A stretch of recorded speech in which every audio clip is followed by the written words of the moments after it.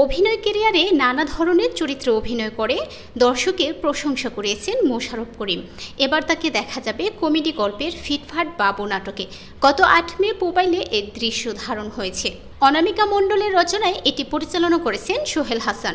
মোশাররফ করিম বলেন, ফিটফাট বাবু নাটকের গল্পটি অসাধারণ। এটি কমেডি গল্পের হলেও বিনোদনের পাশাপাশি বার্তাও রয়েছে। আশা করছি নাটকটি দর্শকের ভালো লাগবে। এদিকে সচেতনতামূলক বিজ্ঞাপনে কাজ করছেন মোশাররফ করিম। পরিবেশ অধিদপ্তরের শব্দদূষণ নিয়ন্ত্রণে সমন্বিত অংশীদারিত্বমূলক প্রকল্পের সোশ্যাল মিডিয়া ক্যাম্পেইনের অংশ হিসেবে এটি নির্মিত হয়েছে। অকারণে হর্ন না বাজাতে ড্রাইভারদের সচেতন করতে ওভিসিটি অনলাইন ভিডিও কমার্শিয়াল সামাজিক যোগাযোগ মাধ্যমে সম্প্রতি প্রকাশ হয়েছে। এটি পরিচালনা করেছেন মেহেদী রনি। মূল ভাবনা ও গল্প রচনা করেছেন মোহাম্মদ নাজিম উদ্দিন। বিজ্ঞাপনটিতে বাস ড্রাইভার মোশাররফ করিমের সঙ্গে হেলপার চরিত্রে অভিনয় করেছেন ফেসবুকে কন্টেন্ট ক্রিয়েটর রিপন মিয়া।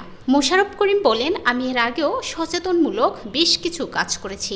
আমি মনে করি শিল্পী হিসেবে আমার দায়িত্বের জায়গা থেকেই এই ধরনের কাজ করা উচিত।